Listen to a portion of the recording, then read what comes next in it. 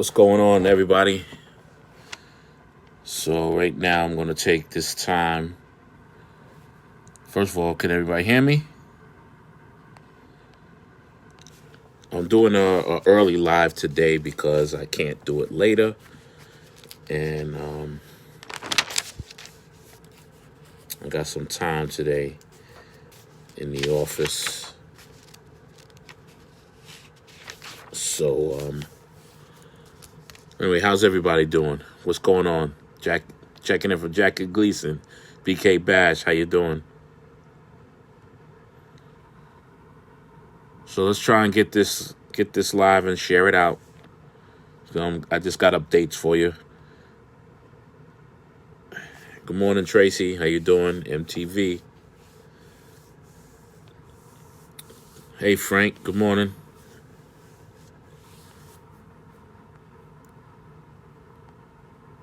Try and share it out. All right. Wait for a couple more people and then I'll just get started.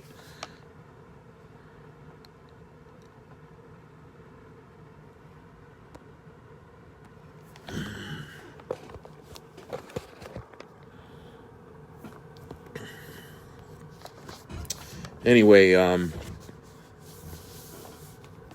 it's definitely been a rough 3 months. Brother Hargrave, how you doing? Been a rough 3 months. Was that March, April, May? Was going on 4 months. We're 4 months. But as you see, things are starting to open up. I'm going to start off this morning by giving you the normal statistics. So nationally, we have 2.16 million positive COVIDs. That's nationally. In New York State, we have 385,000 positive COVIDs. In New York City, we have 211,000 positive COVIDs. Good morning, Sean. I got you. Top of the morning.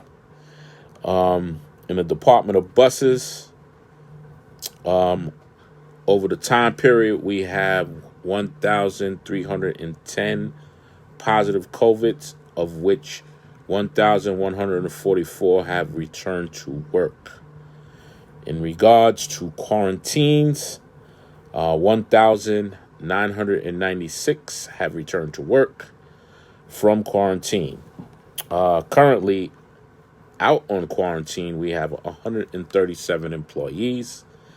Total return, we have 3,140. A couple of other indicators that the Department of Buses is watching. This week, the DOB did have 3 positive COVIDs that were reported. All 3 were in different depots. They will be watched closely to see if employees are still coming down with the COVID virus.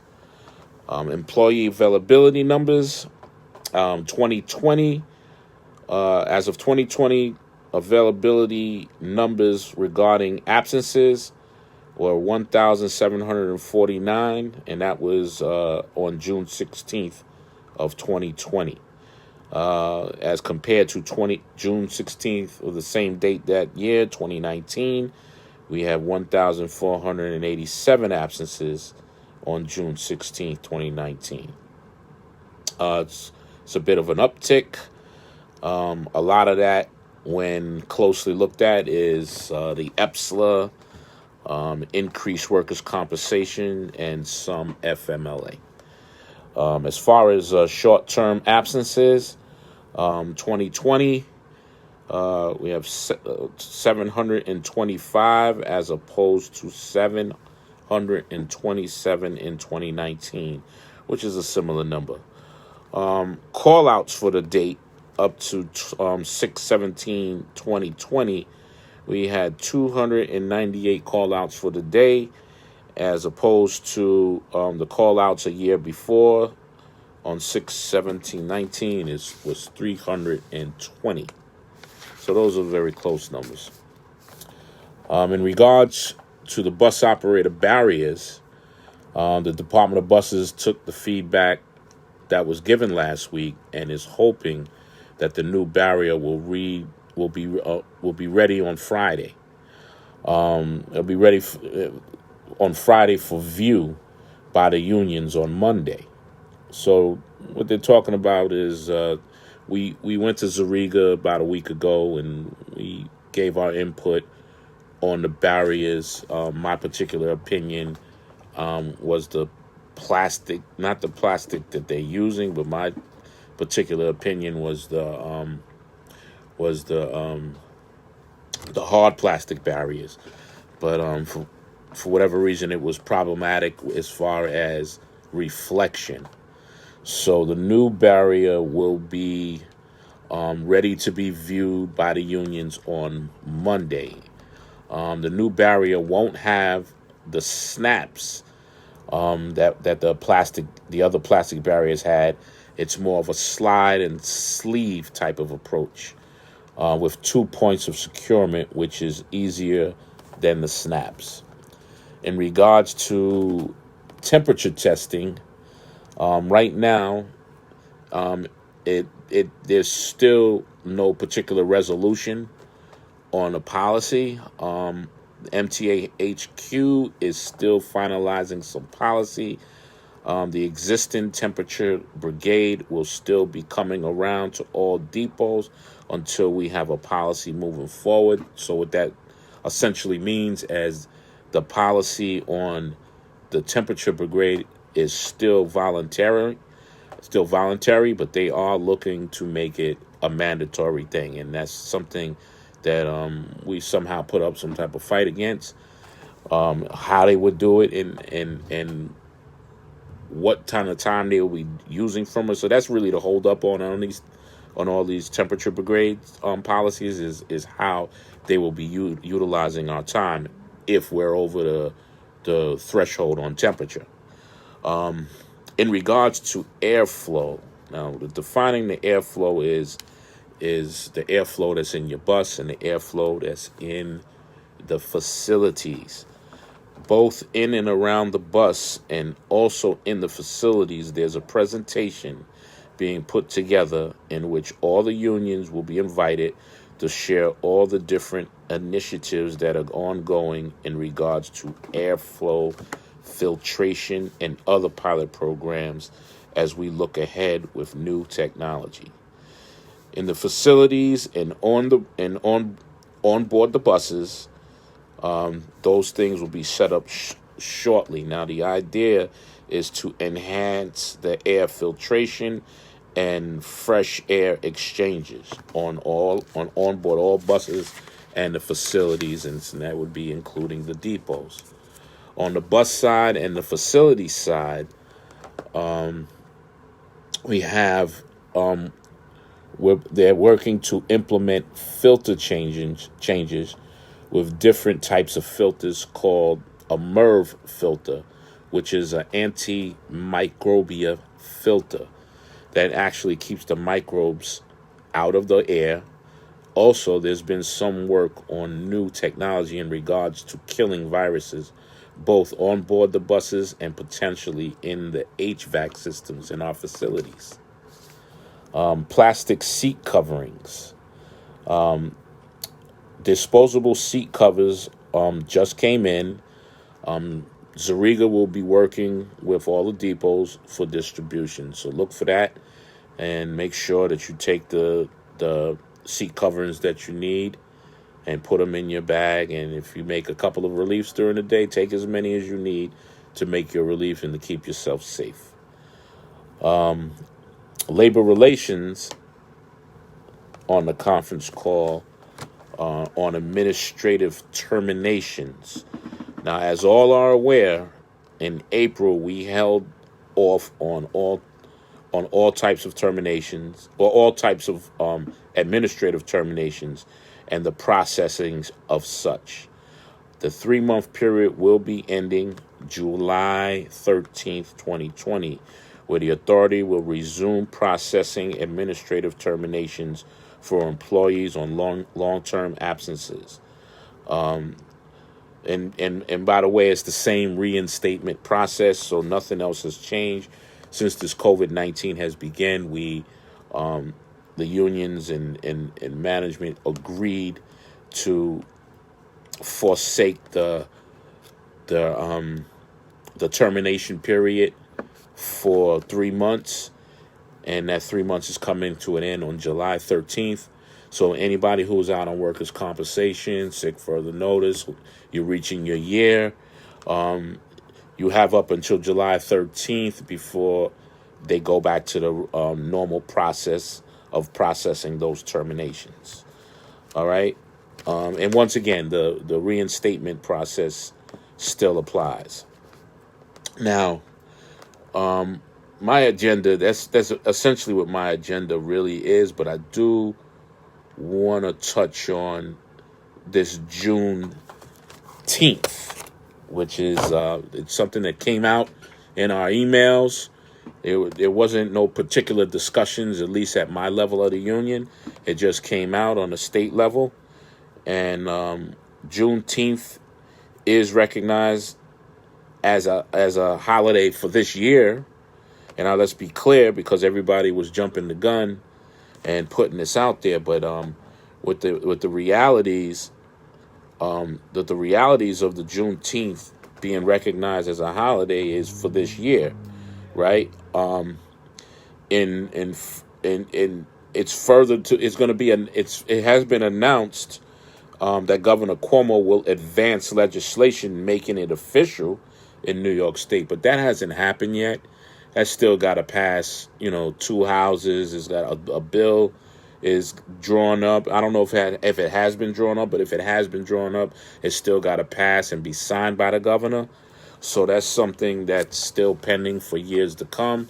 And there is some logistical issues as far as what it means for us and our contract.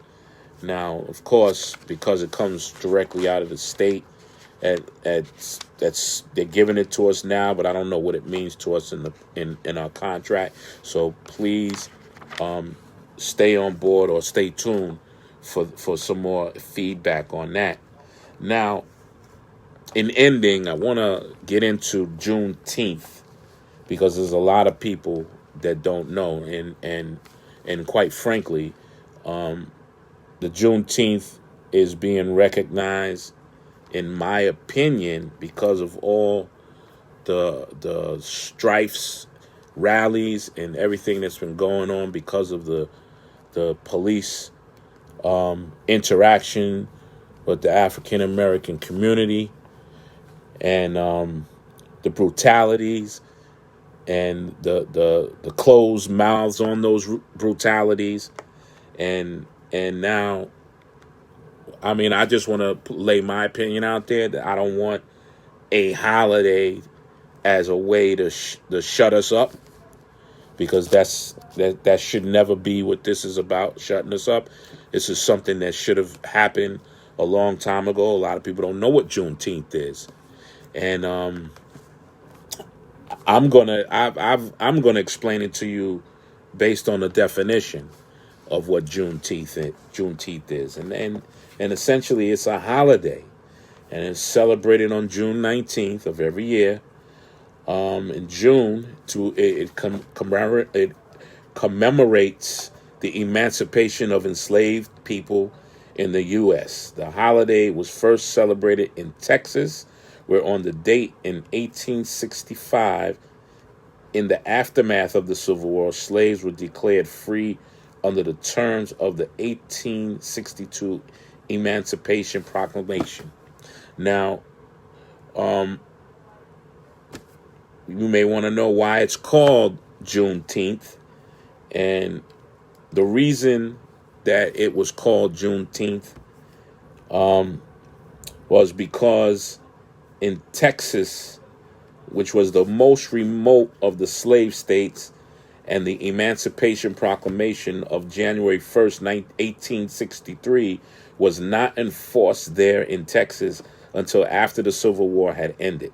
The name of the observance is a portmanteau of June and the 19th, the date of its celebration.